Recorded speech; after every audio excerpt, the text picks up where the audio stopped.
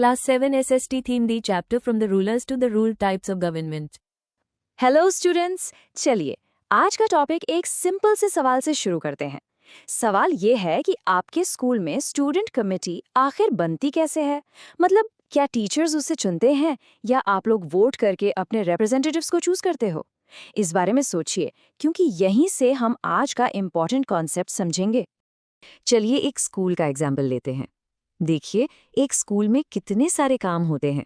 Classes के लिए time table बनाना, sports activities organise करना, मिड डे मील का सिस्टम देखना, मतलब करने के लिए बहुत कुछ है। तो इतने सारे काम अकेले मैनेज करना मुश्किल था। इसलिए हेड टीचर को एक आइडिया आया। उन्होंने सोचा कि एक स्टूडेंट कमेटी बनाई जाए। ये कमेटी ना सिर्फ काम में हेल्प करेगी, बल्कि स्कूल के लिए जरूरी रूल्स बनाने में भी हिस्सा लेगी। Step 1, everyone is a member. पहला ऑप्शन ये था कि स्कूल के सभी स्टूडेंट्स इस कमेटी के मेंबर बन जाएं। Step 2, the head teacher chooses. दूसरा ऑप्शन था कि हेड टीचर खुद ही कुछ स्टूडेंट्स को चूज कर लें। Step 3, students vote for representatives. और तीसरा ऑप्शन था कि स्टूडेंट्स वोट करके अपने रिप्रेजेंटेटिव्स यानी अपने लीडर्स खुद चुनें। इन तीनों ऑप्शंस में से सबसे बेस्ट तरीका कौन सा है? बिल्कुल सही, तीसरा ऑप्शन।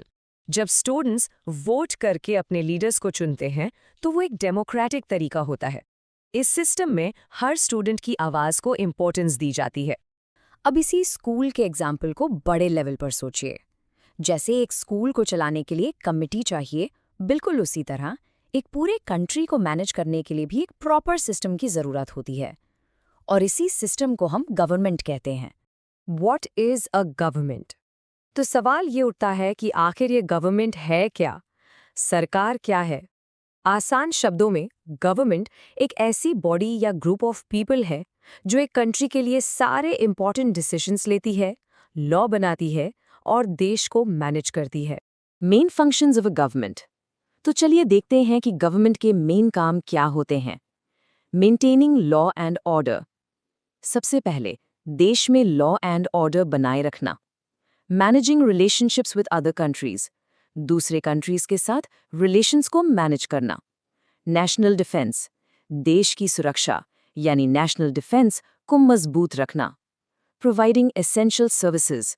Education, health care. लोगों तक जरूरी सर्विसेज जैसे एजुकेशन और हेल्थ केयर पहुंचाना।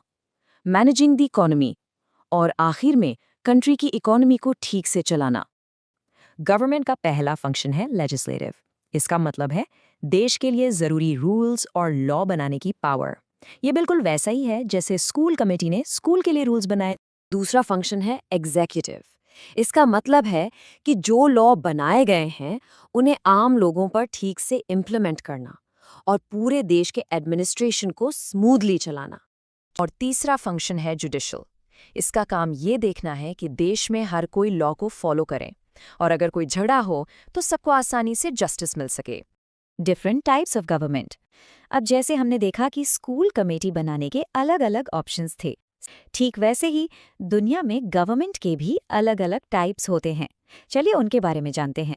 A government of the people, by the people, for the people. Democracy को समझने के लिए एब्राहम लिंकन की ये कोट सबसे बेस्ट है। इसका मतलब है एक ऐसी गवर्नमेंट जो लोगों की है, जिसे लोगों ने ही बनाया है और जो सिर्फ लोगों के लिए ही काम करती है। इसका मतलब बिल्कुल साफ है। डेमोक्रेसी में असली पावर देश के लोगों के हाथ में होती है। लोग वोट करके अपने लीडर्स चुनते हैं, जो फिर उनकी तरफ से सारे इम्पॉर्टेंट डिसीजंस लेते हैं। ये बिल्कुल हमारे स्कूल के तीसरे ऑप्शन जैसा है। मॉनर्की versus dictatorship.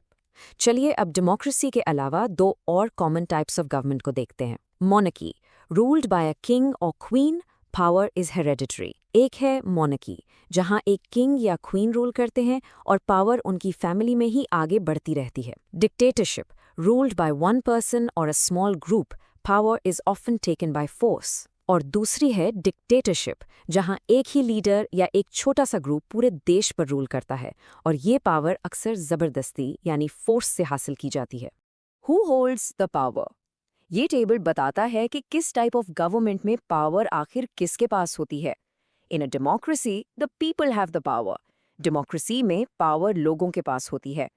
In a monarchy the king और queen has the power. Monarchy में पावर किंग या क्वीन के पास होती है। In a dictatorship one leader और a small group has the power. और डिक्टेटरशिप में सारी पावर एक लीडर या एक छोटे से ग्रुप के पास होती है। अब जब हमने गवर्नमेंट की अलग अलग टाइप्स देख लिए हैं तो अगला सवाल ये है कि डेमोक्रेसी क्यों जरूरी है? आखिर डेमोक्रेसी इतनी इंपॉर्टेंट क्यों मानी जाती है? चलिए इसके रीजंस को समझते हैं। Fundamental principles of democracy. Democracy कुछ बहुत इंपॉर्टेंट प्रिंसिपल्स पर चलती है। Equality, everyone is equal before the law. जैसे इक्वालिटी यानी लॉ के सामने सभी सिटीजन्स बराबर हैं।